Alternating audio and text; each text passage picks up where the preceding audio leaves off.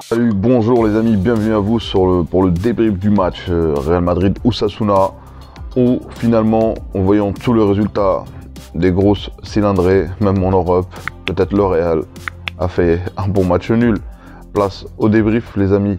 Bah écoutez, tout simplement, déjà on va parler de la première mi-temps. Une première mi-temps où un Real, honnêtement, manque d'intensité, faible, et déjà de toute façon le Real, cette saison surtout, quand Vinicius et Benzema, on va dire, ils n'arrivent pas à faire la différence, finalement le Real cale énormément. Et surtout s'il y avait un problème en première mi-temps, l'apport offensif de Kroos, que je trouvais Kroos était...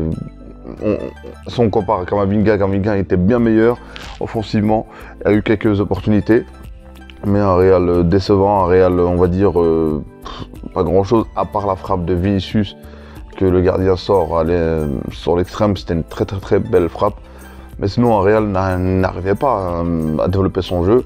Mais le Real, comme j'ai dit sur les précédentes vidéos, a du mal les premières mi-temps. Ancelotti de toute façon a toujours du mal en première mi-temps.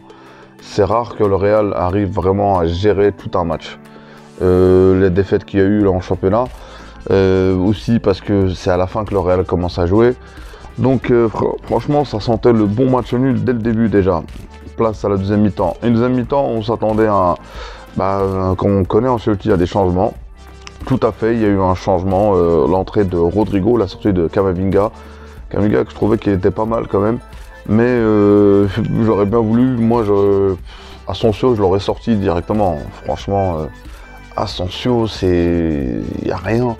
On avait un Asensio à une époque qui frappait sur tous les angles. Il y a un Asensio qui se retourne, qui contrôle, qui frappe.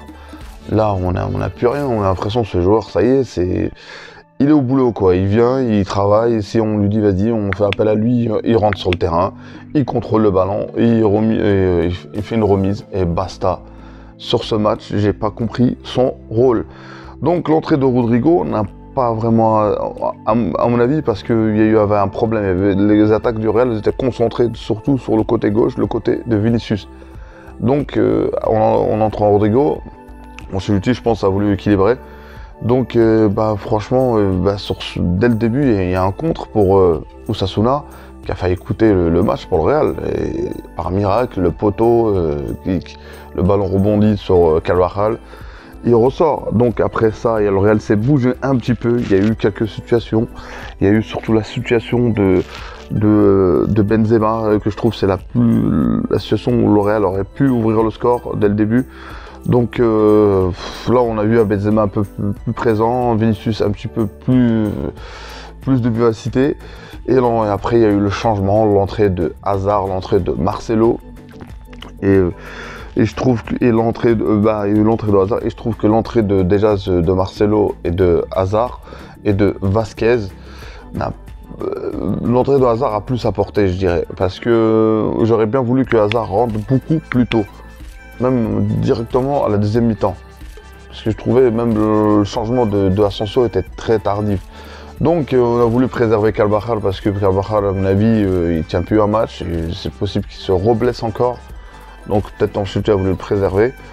Donc à ce moment-là, il y a eu encore une domination, mais contre un bloc à 6 joueurs, 6 défenseurs, je dirais 8 défenseurs, tu peux pas faire grand-chose à part essayer de combiner, de faire des 1-2.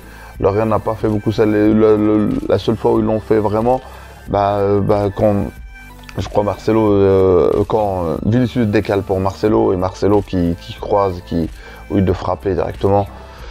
Donc un match nul, vraiment.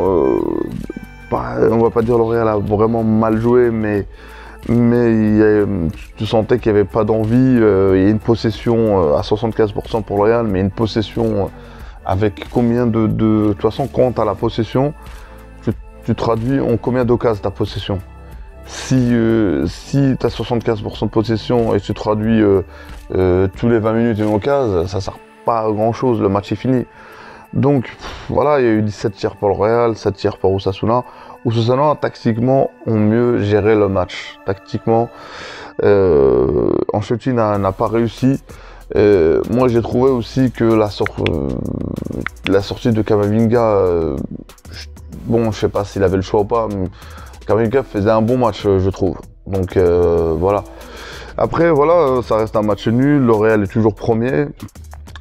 Égalité avec 4 équipes. Quand je vois le classement civil et le Betis aussi, la Real Sociedad, les 4 équipes, les premières équipes. Et juste après, Osasuna, ils sont 6e à 19 points, à 2 points du Real, donc il n'y a rien qui est joué. L'Atlético qui est 7e. Et aussi le FC Barcelone, c'est le FC catastrophe en ce moment. Et voilà, cet entraîneur, voilà, comment dire, je comprends plus, c'est plus le Barça, t'as l'impression, c'est l'Atlético Bilbao, voilà, on a l'impression qu'ils vont réussir, mais ils réussissent jamais. Donc voilà les amis, c'était un débrief concernant le match Real Madrid-Osasuna. On a vu les limites d'un Real quand Benzema et Vinicius n'y arrivent pas. Parce que aujourd'hui le jeu vient de les résultats, les buts, les statistiques confirment que ces deux joueurs-là, quand ils sont en forme, quand ils combinent bien, je dirais pas qu'ils ont fait un mauvais match, mais ils ont pas eu aussi l'efficacité qu'ils ont eu sur les précédents matchs. Donc voilà les amis, prenez soin de vous, abonnez-vous si vous n'êtes pas abonné, et merci à tous ceux qui s'abonnent, à tous ceux qui like, ça fait énormément plaisir. Merci du soutien, à un prochain débrief les amis, salut.